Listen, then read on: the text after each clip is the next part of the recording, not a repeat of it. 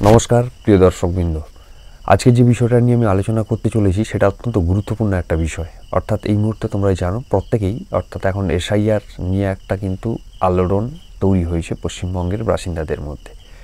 এই জায়গায় দাঁড়িয়ে বলবো, অর্থাৎ অনেকেই কিন্তু ফর্ম ফিল আপ করছে নিজেরা, কিংবা ইউটিউবে বিভিন্ন ভিডিও দেখে ফর্ম ফিল আপ করছে। করার সত্ত্বেও আমি যেহেতু প্রথম একটা ভিডিও দিয়েছিলাম, তারই নিরিখে আমার কাছে বেশ কিছু ফোন আসে এবং পরিচিতদের মধ্যে থেকে অনেকটা বেশি, এবং অপরিচিতরা অনেকে বিভিন্নভাবে মেসেজ করে। সেখানে কমন যে প্রশ্নগুলো উঠে এসছে, আমি ভাবলাম যে দ্বিতীয় ভিডিওতে সেই সমস্ত ডাউটগুলোকে ক্লিয়ার করে দেবো, যাতে করে আমার আগামী দর্শকদের এরকম কোনো অসুবিধে না হয়।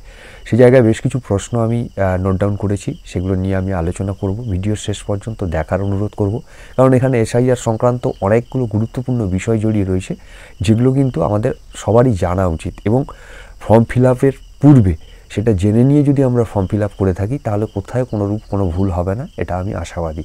এবং তাতে করে ফর্মটা সঠিকভাবে হবে, নাহলে কিন্তু এটা ভোগান্তি কিন্তু অনেক দূর পর্যন্ত যেতে পারে। তাহলে কথা বেশি না বাড়িয়ে শুরু করছি ভিডিওটা। যে প্রশ্নগুলো আমার মধ্যে উঠে এসছে, এই কোশ্চেনগুলো, সেগুলো নিয়ে ভিডিওটা বানিয়েছি। যে প্রশ্নগুলো এসছে আমি প্রশ্নটা একটু নোট ডাউন করেছি। প্রথমে বলি যে বাংলা নাকি ইংরেজি কোন ভাষায় ফর্ম ফিল আপ করবে, এটা একটা ডাউট রয়েছে। আধার নাম্বার কি দিতে হবে? অর্থাৎ ওখানে লেখা আছে ফর্মের মধ্যে যে আধার ঐচ্ছিক বলে লেখা আছে, সেক্ষেত্রে কেউ দিতে পারে বা নাও দিতে পারে, এমনটা বোঝাচ্ছে। সেক্ষেত্রে প্রশ্ন করছে দর্শক, আধার কি দিতে হবে? নতুন ভোটার কার্ডের নম্বর কি দিতে হবে? অর্থাৎ অনেকের যারা 2002-এর লিস্টে নাম রয়েছে, ধরুন ওখানে একটা ভোটার কার্ড ছিল, পরে পরিবর্তন হয়ে সেই জায়গায় এখন নতুন ভোটার কার্ড এসছে, ডিজিটালাইজ যখন হয়েছে, তো সেক্ষেত্রে কোন নাম্বারটা তারা দেবে, এটা নিয়ে একটা প্রশ্ন।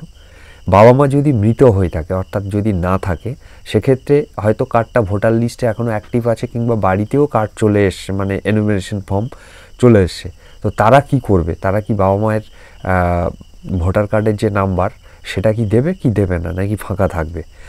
কোন কালিতে ফর্ম ফিল আপ হবে, অর্থাৎ কালো কালি কি ব্লু কালি কিংবা অন্য কোনো কালি, কোন কালিতে ফর্ম ফিল আপ করবে একজন প্রশ্ন করছে। অবিবাহিত হলে সেক্ষেত্রে স্বামী স্ত্রীর যে জায়গাটা রয়েছে সেই জায়গায় কি লেখা হবে? 2002-এ নাম আছে, তার কি আত্মীয় বিবরণও করতে হবে? অর্থাৎ এখানে 2002-এর লিস্টে যদি নাম থেকে থাকে, সে কোন জায়গায় ফর্মে ফিল আপ করবে, এটা একজন জানতে চাইছে। ছবির ব্যাকগ্রাউন্ড কোন কালারের হবে?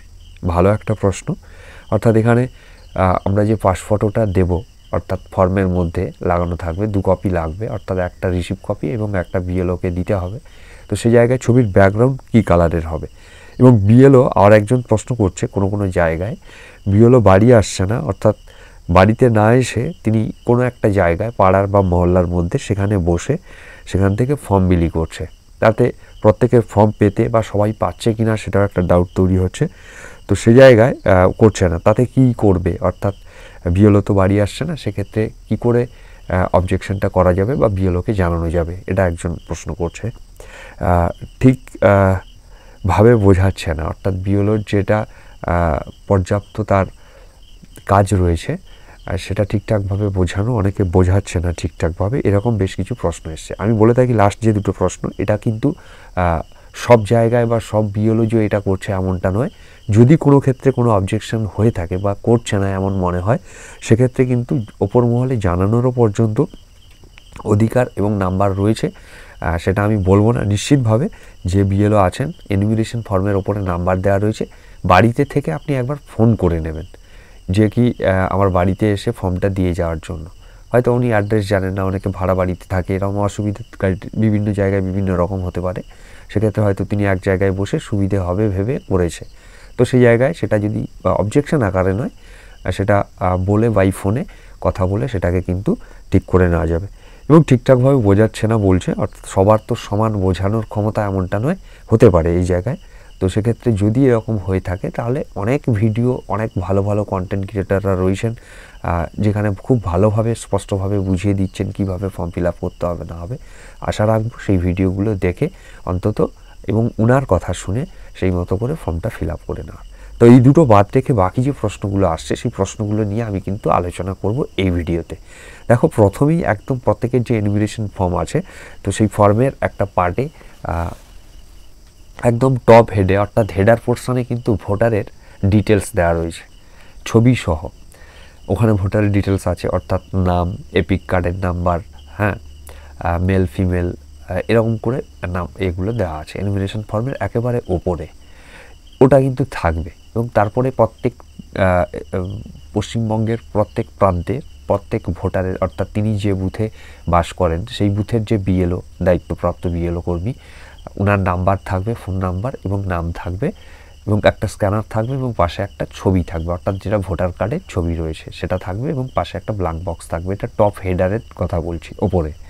এর পরের পার্টে যেটা থাকবে, ভোটারের ডিটেলস থাকার পরেই নিচে রয়েছে জন্ম তারিখ থাকবে ভোটারের, আধার কার্ড থাকবে, মোবাইল নাম্বার থাকবে, বাবার নাম, এপিক তার বাবার বা পিতার বা অভিভাবকের এপিক কার্ডের নাম্বার, মায়ের নাম এবং মায়ের এপিক কার্ডের নাম্বার। সেই সাথে যদি স্বামী স্ত্রীর একটা পার্ট থাকবে, অর্থাৎ স্বামী অথবা স্ত্রীর নাম এবং তিনার এপিক কার্ডের নাম্বার। একদম ফার্স্ট বক্সেই এটা রয়েছে। তো সেখানে আমি পাশে ফর্ম বাম দিকেই রেখেছি, ফর্মটা থেকে আপনারা দেখে নেবেন। প্রত্যেকের ফর্ম আলাদা আলাদা থাকবে না, অপশানগুলো একই থাকবে, কিন্তু নাম্বারটার ক্ষেত্রে বা ছবির ক্ষেত্রে এগুলো আলাদা হবে। তো সেটা আপনারা ভালো করে জানেন। যাই হোক, প্রথমে জন্ম তারিখ অ্যাজ পার ভোটার করার চেষ্টা করবেন। যদি ভোটার কার্ডে জন্ম তারিখ, অর্থাৎ তারিখ, মাস এবং সাল উল্লেখ না থাকে, সেক্ষেত্রে আধার কার্ড অনুযায়ী করার চেষ্টা করবেন। অর্থাৎ কোনো একটা ডকুমেন্টস যেন ম্যাচ করে, আধার কিংবা ভোটার। বেটার হবে ভোটার কার্ড অনুযায়ী। পরে থাকছে আধার কার্ড ঐচ্ছিক লেখা আছে। এক্ষেত্রে আধার কার্ডের নাম্বার কেউ চাইলে দিতে পারে, না চাইলেও নাও দিতে পারে, কিন্তু আমার মনে হয় দেওয়াটাই বেটার। অর্থাৎ সেক্ষেত্রে আধার কার্ডের নাম্বার লিখবে। মোবাইল নাম্বার, একটা বৈধ নাম্বার দিতে হবে। আগে একটু ফর্ম সংক্রান্ত বিষয়গুলো বলে নিয়ে আমি ভিডিও শেষে কোশ্চেনগুলো নিয়ে ডিসকাস করব। তো মোবাইল নাম্বার দেবে, একটা চালু মোবাইল, পিতার বা বাবার নাম এবং সেই সাথে এপিক কার্ডের নাম্বার, মায়ের নাম, মায়ের এপিক কার্ডের নাম্বার পরপর করে যেভাবে আছে। যেহেতু ফর্মটা বাংলায়, ফলে বুঝতে সবারই সুবিধা হচ্ছে, সেটা বিকল্প কিছু চিন্তা বা ভুলভ্রান্তি হওয়ার কোনো জায়গা নেই। তো এই জায়গায় বলে দিই, যাদের একটা প্রশ্ন এসছে যে যদি বাবা মা মৃত হয়ে থাকে, হয়তো ভোটার লিস্ট থেকে বাদ যায়নি কিন্তু মারা গেছেন, কার্ডটা সারেন্ডার করা উচিত ছিল, হয়নি, ঠিক আছে, সেক্ষেত্রে NA লিখে দিতে পারেন, আর না হলে ওই জায়গায় ব্ল্যাঙ্ক রেখে দেবেন, ফাঁকা রেখে দেবেন। বাবা মায়ের নাম থাকবে কিন্তু এপিক কার্ডের নাম্বারটা ফাঁকা থাকবে। এটা গেল ফার্স্ট পার্ট। এবার আরও একটা প্রশ্ন এখান থেকে আসছে যে অবিবাহিতদের ক্ষেত্রে কী হবে। অবিবাহিতদের ক্ষেত্রে স্বামী অথবা স্ত্রীর যে পার্টটা রয়েছে, অর্থাৎ লাস্ট যে দুটো লাইন, সেটা কিন্তু করা চলবে না, ফাঁকাই থাকবে।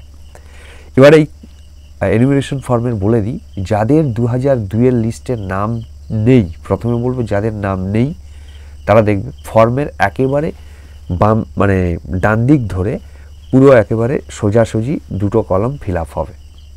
অর্থাৎ সেখানে প্রথমে ভোটারের ডিটেলস, পরে থাকবে জন্ম তারিখ থেকে ওই লাস্ট স্বামী স্ত্রীর যে ডিটেলস ওই পর্যন্ত, এবং পরে লাস্ট পার্টে রয়েছে যেটা বক্সে, সেটা হচ্ছে আত্মীয়ের বিবরণ বলে একটা পার্ট লেখা রয়েছে। ওই সোজা যে বক্সটা আছে সেখানে কি কি পাবেন, প্রথমে থাকবে নাম থাকবে, ভোটার কার্ডের নাম্বার থাকবে, আত্মীয়র নাম থাকবে, সম্পর্ক থাকবে, জেলা থাকবে, রাজ্য থাকবে, বিধানসভা থাকবে, এবার নম্বর থাকবে, অংশ নম্বর থাকবে, ক্রমিক সংখ্যা থাকবে। এই পার্ট রয়েছে। একই বাম দিকেও সেম রয়েছে, কেবলমাত্র ফর্মের বাম দিকে তারাই করবে যাদের সর্বশেষ SIR অর্থাৎ 2002-এর লিস্টে নাম ছিল। যাদের 2002-এর লিস্টে নাম ছিল তারা তাহলে কোনটা করবে, প্রথম পার্টটা করবে একদম প্রথমে, এবং বাম দিকের যে বক্সটা সেই বক্সটা করবে। এই দুটো তাদের কাজ, অর্থাৎ কোনাকুনি। পরে যাদের 2002-এর লিস্টের নাম ছিল না তারা করবে সোজা, যাদের ছিল তাদের এরকম ব্যাঁকা হবে, এটা মাথায় রাখবে। এবার বলি যারা সদ্য বিবাহিত, অর্থাৎ বাড়ির বৌমা এসছে বাড়িতে, সেক্ষেত্রে কি হবে, ঠিক একইভাবে 2002-এর লিস্টে যেহেতু নাম ছিল না, সেক্ষেত্রে তার যে বাবা বা মা, যদি বাবা জীবিত থাকেন বাবা ফার্স্ট প্রায়োরিটি, সেকেন্ড প্রায়োরিটি হচ্ছে মা, যদি বাবা না থাকেন তবে এক্ষেত্রে তাদের ডিটেলস হবে। এটা হচ্ছে বিষয়, আশা করি ক্লিয়ার। এবার এই নিয়ে আমি বলেছি আগে ফর্মের আর যে বিষয়গুলো ফার্স্ট ভিডিওতে বলেছি, কোন জায়গায় কোনটা কি আছে, এটা নিয়ে আমি ভিডিওটা বড় করতে চাইছি না। এবার আসছি প্রশ্নে, বাংলা নাকি ইংরেজি, কোন ভাষাতে ফর্মটা ফিল আপ করবে? বাংলা অথবা ইংরেজি, যেটা করবে সেটা ঠিক, তবে চেষ্টা করবে বাংলায়, যেহেতু ফর্ম বাংলায় লেখা, এটা করাটা মনে হয় বেটার হবে। দ্বিতীয় হচ্ছে আধার কি দিতে হবে? হ্যাঁ, অবশ্যই আধার দিতে হবে।